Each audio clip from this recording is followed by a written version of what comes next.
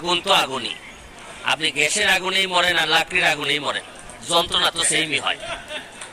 আপনি হার্ডেল আমার যেগুলা বলতেছেন, মনে রাখবেন আমার জন্য কোনো হার্ডেল দুইটা কারণে আমার জন্য কোনো সমস্যা হয়ে দাঁড়ায় না।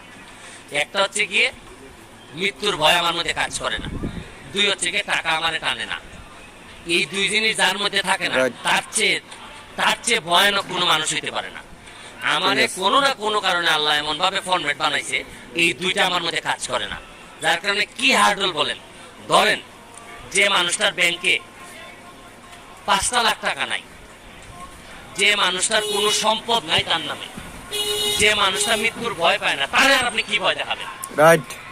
আমার এই এমপি হওয়ার পরে আগে কিচ্ছু আসে যায় না। আমার কথা হচ্ছে যে শুনেন, আমি অনেকটা অজগরের মতো দৌড়াইয়া ধরি না, তবে আমার পেছের মধ্যে যদি কোনো দুর্নীতিবাজ বা কে যে পড়ে, তারে আর আপনি বাঁচাইতে পারবেন না।